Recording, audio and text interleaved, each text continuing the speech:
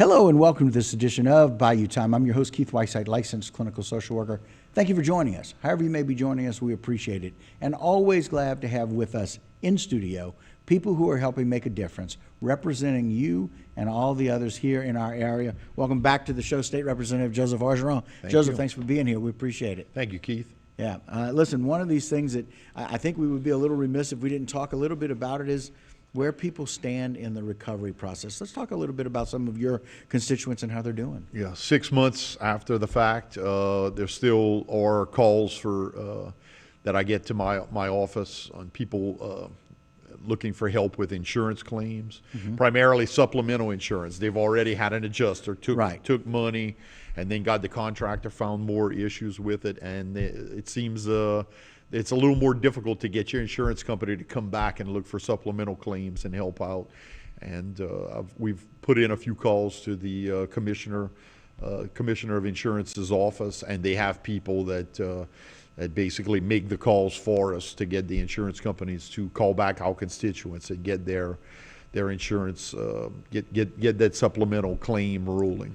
So that's one thing. You know, yeah. We some of the other issues are, of course, National Flood Insurance Program. There's something called Risk Rating 2.0, a federal program to basically redefine the floodplain maps and keeping the people of District 54, specifically within the 10th Ward in Lower Lafourche, where we have the ring levee that performed extremely well for Hurricane Ida. Yes, it did. Yes, it did. Although, albeit not in an officially sanctioned Army Corps of Engineers hurricane levee, right. We may not get all the benefit from in the Risk 2.0 ratings that we see and live with every time that a storm and a storm surge comes. Right. So working with Army Corps of Engineers and our federal delegation in Washington to try to get them to recognize it is another project that I'm working on. And I really don't, if people are getting these renewals for their national flood insurance program that maybe have been in the $500 to $700 range, and they get one now that's extremely high, like $5,000 to $6,000. Right. I would like to know about it. I'd like it to be sent to my office so that I could use those as examples of the absence of fairness in this particular new program. Yeah, who is ever able to budget from, let's say, $500 on average to some, several $1,000s for just flood insurance. I mean, none of us budget for that kind of increase. Right.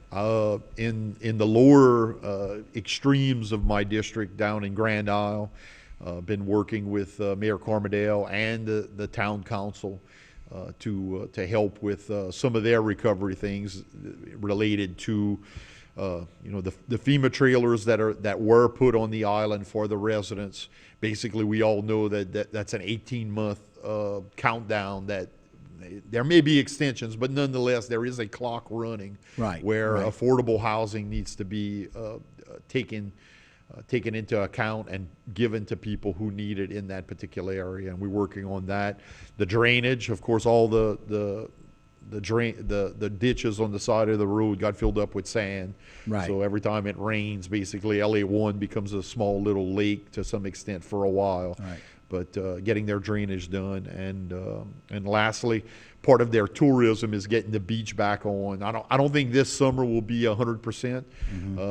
We're going to try to make our way through it, but the revenue from the cart tag sales for carts to be able to be on Grand Isle has been a boom to the people of Grand Isle, and working and figuring out how carts will maneuver going forward, whether it'll be on the actual roadway or continue to be on the side on an alternative transportation path. With that being extended is another thing that we're working on. Well, and it's good to be able to look at that and see how different it is, because it's different right there on Grand Isle than it is in other places. And so having those carts and being able to tax those to be able to use that money, and it's for infrastructure. Right, and being a municipality, being a town on its own, I do believe in the research that has been done, that within the state of Louisiana, they have a little bit more leeway. But that's one of the things that I'm researching in this upcoming session. And while we were on recovery, the last thing was a few weeks ago on Super Bowl Sunday. I helped sponsor a Feed the Fleet, specifically targeting the shrimpers, the crabbers, the commercial fishermen, the oystermen. It was at the Golden Meadow Park, and it got a little bit of press, and the people of Lafitte had seen it. There was one done in Cocodrie, in Dulac for the people of Terrebonne. Then Miss Polly Glover, who was the organizer, shout out to her for putting that all together, came to Lafourche and helped me in my area. And then the people of Lafitte saw the press from mine and said, got with their representative Tim Kerner, former mayor, and said, we need one of these. So now on March 20th, the town of Lafitte will have their Feed the Fleet event as a luncheon to help the people there. So pretty terrific. They did it in Terrebonne, did it in Lafourche, now they're going to do it in Lafitte. Correct. And listen, it's just such a major aspect of our culture and the industry, the fishermen and the industry that it provides, the seafood industry. They matter a great deal. We need to make sure that we can kind of keep them giving us the support that they need, because they got impacted as well. Absolutely. Yeah. Keep that wild Gulf caught seafood flowing out of Louisiana to the rest of the nation. Right. Absolutely, and keep it here too. Yeah, a little bit. This redistricting, it's something that is the possibility every time a census comes out, but this time it's really been a big impact. It's the first time in many years that it's been done. Well, it's not a possibility. It's actually mandated by the Constitution that every 10 years a census is done and the states apportion their representation in Washington and within the state every 10 years. So with COVID, there was a delay on getting the data, and now that the data came out, it was given to the states. We are going to maintain our six representatives that go to the U.S. Congress, the U.S. House of Representatives, and that was done and signed by both the House and the Senate. We came up with a map, and it's now in the hands of the governor, and he has, I believe, 20 days from the end of our last session to be able to veto it or approve it. And what I heard was that he would wait until after Mardi Gras was over, which takes us into this time frame. So I am, like everybody else, is waiting to see an email or a news article that says whether or not he approved it or vetoed it. Right, and that's something that I know it happens every 10 years, but they don't always redistrict, right? I'm not sure what you mean. Well, I don't know that everybody always understands what redistricting means, so that may be the question. They might not change borders and areas and all of that, correct. But they are at this time. But this time they did, and we did. We also did one for the Public Service Commission, one for the Bessie Board, education-wise, and then of course the House of Representatives, State House of Representatives, like my District 54, and the State Senate all got slightly adjusted because of population changes. Right, but it doesn't really impact a whole lot, right? The lines move a little bit, and people just kind of need to be aware of who's represented. Right. You want to keep the most important thing is you want to keep communities of interest, common interest together. Right. And there's also something about consistency of electability. I wouldn't want to run for a particular state representative spot with a bunch of my friends and then be able to get elected, and then in subsequent years be redistricted so that I'm a totally other group of people or who I'm representing. You want to be able, the people that elected you should be the same people that could get somebody else elected in your place should they not be happy with your performance. So the continuosity of electability is important. Right, and that continuity makes a difference, because quite frankly, you want to be accountable to the people that put you in office, but at the same time, you want to represent those people that put you in office as well. And that's a big deal, because people know you. And they know that you're always going to stand up for them and fight for them. And that's one of those things that matters. And so I'm glad that this redistricting didn't create many changes. I'm glad we didn't lose a position. Right. And so that would have been a huge issue. Well, because we lost one following Hurricane Katrina in 2010, and we lost a full seat out of Congress in Washington.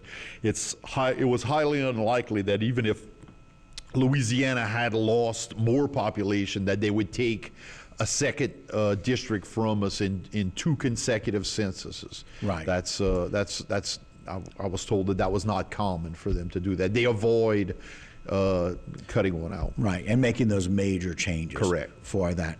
And so I know you've been spending a lot of time with your people, been spending some time in Grinnell. I just don't want people to think that they're being left out. There's a lot of people that are really still hurting and needing help, and if they are really not able to get what they need, they can call your office. Absolutely. And you'll fight for them.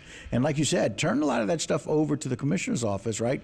State Insurance Commissioner's office, to let them know what's going on. Absolutely. And Absolutely. communicating that. In the redistricting, I picked up also areas of Bayou Blue, the Lafourche portions of Bayou Blue, which I only had half of Bayou Blue in District 54. And I did not have the Lafourche side of Pointe-aux-Chenes, which was another one. I had lost basically 4,400 people over the last 10 years out of my district. Okay. So I needed to gain additional people. So in the redistricting, what we ended up doing was pretty much making District 54 be a little bit more pure Lafourche.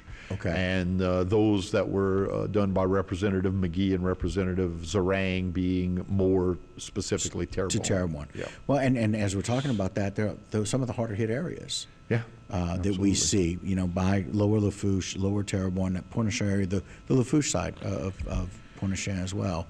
Just a lot of damage to that area, and a lot of damage to even the natural aspects back there. Was that one levee board meeting where the operations manager for Terrebonne Parish was talking about how he was praying the night before landfall that it would go further to the east, and he could see all the Lafourche, Wendell Curall, myself, and all the other people in the audience saying, "Sorry, I was praying for it to go to y'all," but he knew that our levee system, or he assumed that our levee system was having a longer history, would have a better chance of surviving it as we did for Hurricane Ida. So I'm really proud of our South Lafourche levee district system for doing the continuous work. So. Yeah, but I'll tell you, I sit on this desk watching hurricanes come through, and I am completely confident. And one of the big things is you guys are going to go into session here shortly, and I know that you've got some things you're working on. You and Z have something y'all are working on together.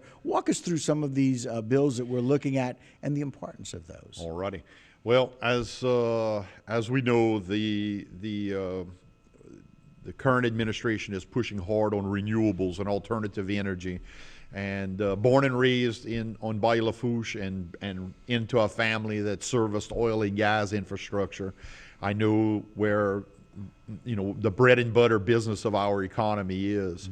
And through my experiences of operating lift boats in the Gulf of Mexico and looking for uses outside of oil and gas, I've taken lift boats up to the East Coast to work in offshore wind development. Okay.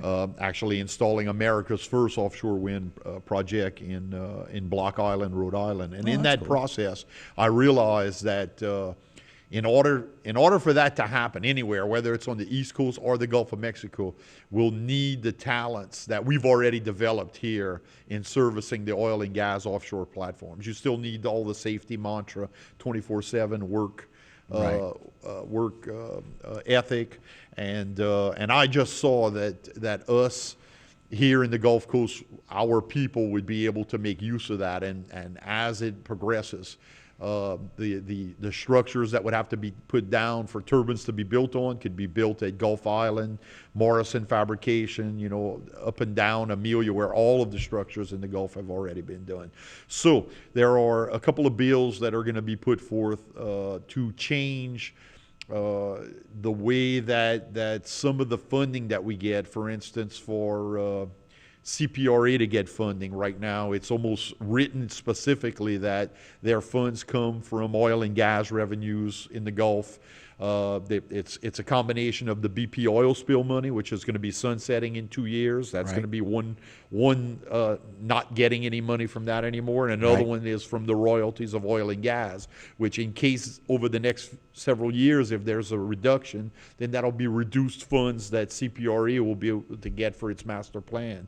So one bill is to make sure that the funding for CPRE can not only tap into oil and gas revenues, but also those that come from any type of alternative energy off the Louisiana coast and in the Gulf of Mexico, whether it's offshore wind, solar, wave action, tidal, whatever it is, Right. that we could get it that way. And you've got to go through several steps. That's not Yeah. easy to do.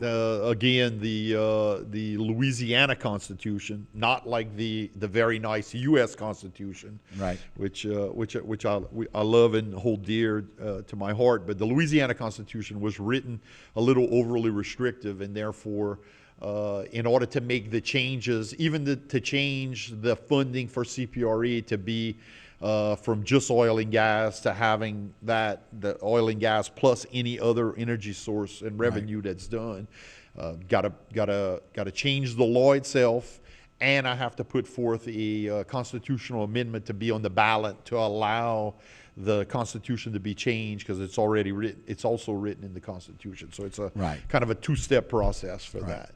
And the importance of that. And I'm glad we realize that that's something that we have to look forward to, but we've got to put things in place to be able to fund it. Right. Absolutely. Absolutely. And it's a little different for oil and gas as it is for wind, right? With regards Yes, to it is. the amount of space needed. correct. And there's actually a third one that Representative Zarang is going to be authoring, and I'm going to be co-authoring, which basically changes in Louisiana waters. The lease size for oil and gas is generally a 5,000 acre block, but offshore wind, because of the turbines and the spacing, for fisheries, et cetera, and other stakeholders, they have to space them out, so they need larger blocks and larger areas. So changing that in statute for Louisiana state leases is another bill that I'll be assisting in. Wow, terrific. It's always good to see our representatives together fighting for what's right. And I love to always hear that. It seems to be a lot of authoring and co-authoring. A lot of the same things are really important. And I love that y'all are doing that. And when you have a joint effort like that, it really pushes it forward. And it makes it a little more quickly. I do have some other bills that a little bit more on technical nature. Okay. Last session, there was a bill that had I'm going to call it a rider or an amendment. It's an education bill, but on it was an allowance for if there are teachers who teach at Grand Isle that have to drive across the toll bridge, they would get an exemption, and they wouldn't have to pay the toll daily to explicitly to go to work to teach in Grand Isle. And the amendment got put in, it got signed into law. The only problem is on the amendment they put Lafourche Parish school board employees who drive to Grand Isle get the exemption, and everybody knows that Grand Isle is Jefferson Parish. So. Right. You gotta fix it for it to be able to go into effect appropriately. It still fix it. needs to be fixed. So I got a bill. One of my bills is basically just changing Lafourche to Jefferson to be able to allow that to go into effect. A couple of the other ones are the special education district in Louisiana. Some of the entities who appoint board members to the special ed board are no longer in existence. Right. So Trying to basically, clarify and that's actually put into bylaws in the state statute. So changing those sort of things on different boards is one of the other bills that I'll be carrying for them. Well, listen, we can't thank you enough for all the work that you're doing, for what you're representing us here in Baton Rouge, taking care of that when you need to in Washington. But we thank you very, very much for all of your time and energy and fighting for the people, not just for District 54, but for all of us. All of Louisiana. That's right. We Thank appreciate you, it Keith. very much. All righty. Appreciate your time. All right, guys, and that was some really good updates from Representative Joseph Orgeron, as he is letting us know what's happening. And that will do it for this edition of Bayou Time. Don't go anywhere. A lot more local programming here on HTV.